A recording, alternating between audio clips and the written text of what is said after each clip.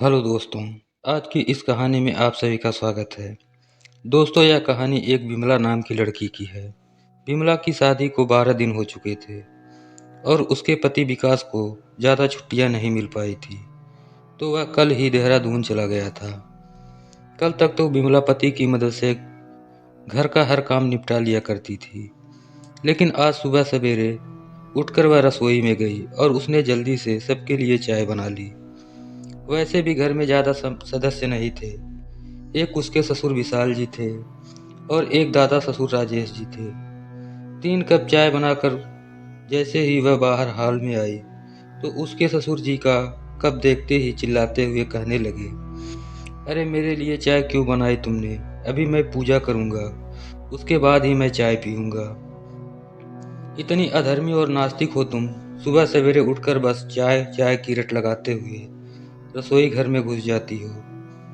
यह सुनकर वह सकपका गई और सोचने लगी कि यह बात प्यार से भी बोल सकते थे। खैर, तब तक उसके दादा ससुर राजेश जी हाल में आ गए थे और दोनों ससुर बहू साथ में बैठकर चाय पीने लगे। इधर विशाल बाबू पूजा करने के लिए चले गए। जब वह पूजा करके वापस आए तो विमला उनके लिए फिर से गर्मा गर्म चाय लेकर पहुंची, तो वह गुस्से में उसे घूरते हुए कहने लगे, यह क्या मेरे लिए वही पुरानी चाय गर्म करके ला रही हो? वह कहने लगी, नहीं पापा जी, यह चाय तो हमने आपस में बांटकर पी ली थी, आपके लिए अलग से चाय बनाई है। सुबह की डांट खाकर विमला ने सोच लिया था कि अगले दिन से जब ससुर जी बोलेंगे तभी वह उनके लिए चाय बनाएगी, बिना पूछे वह उनके लिए चाय नहीं बनाएगी। अगले दिन सुबह सवेरे वह अपने दादाजी के साथ बैठकर चाय पीने के बाद घर के कामों में जुट गई। अब जब तक उसके ससुर जी नहीं बोलते थे तब तक वह उनके लिए चाय नहीं बनाती थी, लेकिन फिर भी दिन भर के हर काम में उसके ससुर जी नुक्स निकालकर उसे कुछ न कुछ सुना देते थे। कभी कहते थे कि तुमने मेरे कपड़े ठीक से नहीं धोए, तो कभी कहते थे कि तुमने घर की सफाई ठीक से नहीं की, और कभी खाने में नुक्स निकाल देते थे, तो कभी उसके पहनावे को लेकर उसे टोक देते थे। विमला तो एक वैसे ही नई नवेली बहू थी। इतनी सारी रोक टोक वह भी अपने ससुर जी के मुंह से सुन सुनकर वह बहुत परेशान हो गई थी।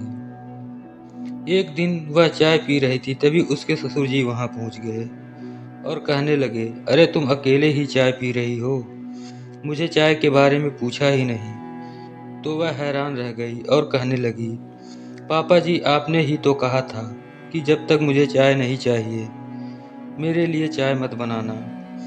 कमला ने यह कहा, मैं चाय देती हूँ। तो उसके ससुर जी कहने लगे कि अब तुम मुझे पलटकर जवाब भी देने लगी, रुक अभी तेरे बाप को फोन करके बुलाता हूँ। इतना कहकर उन्होंने तुरंत ही अपने पिता को फोन करके घर आने के लिए कह दिया। इतनी छोटी सी बात पर इतना बड़ा बवाल होते हुए देखकर विमला बहुत अनमना सी महसूस कर रही थी। वह इतने पर ही नहीं रुके, उन्होंने अपने कमरे में जाकर विकास को भी फोन लगाकर बहू के भर भर की शिकायतें की और तुरंत घर आने के लिए कहा। विकास तो इतना घबरा गया कि तुरंत फ्लाइट पकड़कर घर आने के लिए निकल पड़ा।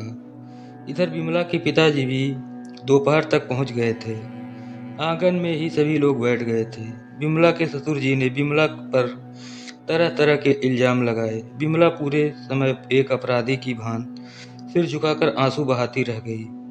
उसके पिता ने कहा, मैं एक काम करता हूँ, कुछ दिनों के लिए अपनी बेटी को साथ लेकर चला जाता हूँ, तब तक आपका मन भी थोड़ा शांत हो जाएगा। तब विमला के ससुर जी बहू को घूरते हुए बोले, समधी जी, बस एक बार अपनी बेटी को यहाँ छोड़ दीजिए, मैं इसके कान पकड़कर इसे सही रास्ते पर ले आऊँगा। हम बहू को प्यार से या मार से जैसे भी होगा सुधार लेंगे। यह सुनकर विमला और उसके पिताजी हक्के बक्के से एक दूसरे का चेहरा देखने लगे। तभी उसके ससुर जी गाल पर एक जोर का तमाचा पड़ा तो सभी अस्तबद्ध रह गए। सामने विमला के दादा ससुर विशाल जी छड़ी लिए खड़े हुए थे। उन्होंने बेटे को एक थप्पड़ मारने के बाद कहा, नालायक, तुझे शर्म नहीं आती अपनी बहू के बारे में ऐसी बातें करते हुए? अब क्या तू बहू पर हाथ उठाएगा? तेरा दिमाग तो नहीं खराब हो गया है? विमला के ससुर गुस्से से तिलमिलाते हुए कहने लगे, बाबूजी, आपकी हिम्मत कैसे हुई मुझ पर हाथ उठाने की? विशाल जी से कहने लगे, जब तू घर की बहू के ऊपर हाथ उठाने की बात कर सकता है, वह भी उसके पिता के सामने, तो मैं तो तेरा पिता हूँ। मैं तुझ पर हाथ क्यों नहीं उठा सकता?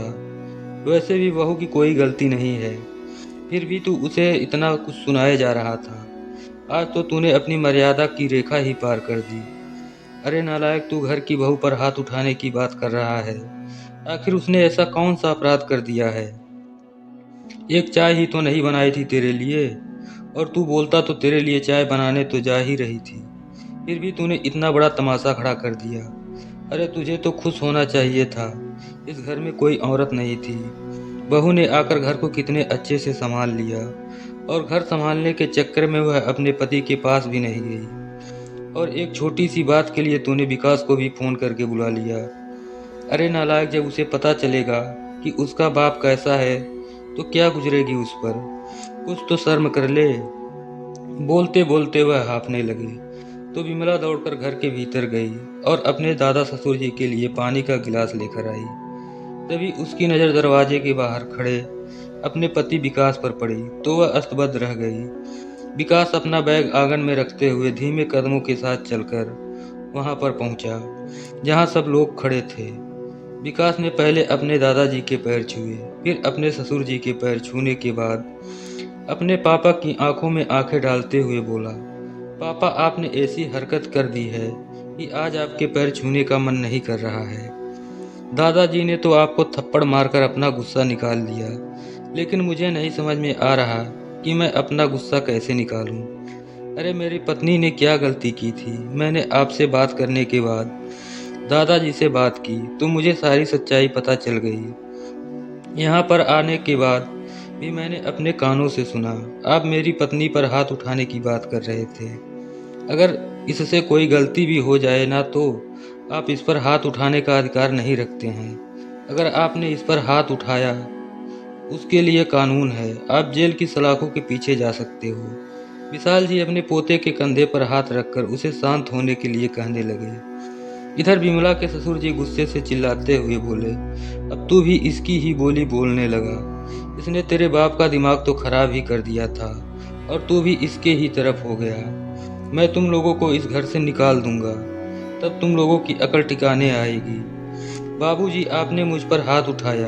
अरे आपने ही भरोसे तो इस दुनिया में पड़े हुए हैं। यह घर में मैंने अपनी मेहनत से बनवाया है। जिस घर में तुम लोग रह रहे हो और मुझ पर ही उंगली उठा रहे हो। अगर बहू ने गलती की है और मैं उसे दो चार हाथ लगा भी दूँ तो इसमें क्या गलत है? विकास से क्रोध फुकार उठा और कहने लगा, मैं तो वैसे भी बाहर रहता हूँ, लेकिन अगर आप अपने घर की इतनी धौंस दिखा रहे हैं तो मैं अपनी पत्नी और दादाजी को लेकर यहाँ से चला जाता हूँ। आप अकेले अपने मकान के साथ रहिए। उस थप्पड़ से वैसे भी विमला के ससुर जी बौखला उठे थे। वह गुस्से में कहने लगे, हाँ तो निकल जाओ, इन लोगों को यहाँ से लेकर जाए। मुझे इस घर में अब कोई नहीं चाहिए। विकास ने विमला से कहा, जाओ अपना सामान पैक करो। विमला इतना अपमानित होकर अब उस घर में तो रहना नहीं चाहती थी। फिर विकास अपने दादाजी से बोला, दादाजी आप मेरे साथ मेरे घर चलिए, यहाँ पर रहने की आपको ज़रूरत नहीं है। वैसे भी आपने ऐसे अहंकारी इंसान को थप्पड़ मारा है, अब यह आपका ध्यान क्या ही रखेंगे। विशाल जी सिर झुकाए अपने कमरे में चले गए। वैसे भी घर के विषाक्त माहौल में उनमें भी सांस लेने की हिम्मत नहीं बची थी। शुरुआत से ही वह बेटे के गुस्सैल स्वभाव को झेलते आए थे।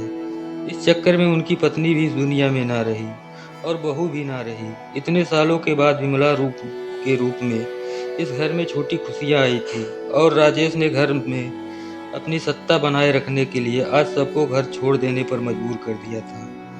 दोस्तों, जब हद से ज़्यादा दबाव हो जाता है तो इंसान के पलायन के अलावा और कोई रास्ता कहाँ बचता है। लड़ झगड़ कर इंसान अपने जीवन के सुकून को खराब करे, उससे अच्छा तो ऐसी कठिनाई हुए रिश्तों से दूर होकर सुकून की ज़िंदगी जीना ही बेहतर होता है। खैर, उसी दिन विकास अपनी पत्नी और दादाजी को लेकर देहरादून चला गया। शुरुआत में रहने की तो दिक्कत हुई थी, लेकिन क्योंकि वह 1 BHK फ्लैट में रहता था, लेकिन जल्दी उसने बेडरूम वाला घर किराए पर ले लिया था और अब वह लोग हंसी खुशी एक परिवार के रूप में रह रहे थे। इधर कुछ दिनों तक तो राजेश बाबू अपने गुस्से की आग में जलते हुए बड़े शान के साथ अकेले रहे, लेकिन फिर धीरे धीरे घर की खामोशी उन्हें चुभने लगी थी। अब ऐसे इंसानों को कोई चाहिए तो जिस पर वह अपना हुक्म चला पाए। ऐसे इंसान अकेले ही तड़प तड़प कर रह जाते हैं, क्योंकि कोई भी उनके अधीन नहीं रहता, तो उन्होंने किसी पर हुक्म चलाने का मौका नहीं मिलता है। लेकिन अहंकारी इतने थे कि किसी से अपनी तरफ से बात करके उसे मनाने की या उसे वापस बुलाने की कोशिश नहीं कर रहे थे। एक रात उन्हें साइलेंट हार्ट अटैक आया और वह इस दुनिया से हमेशा के लिए चले गए।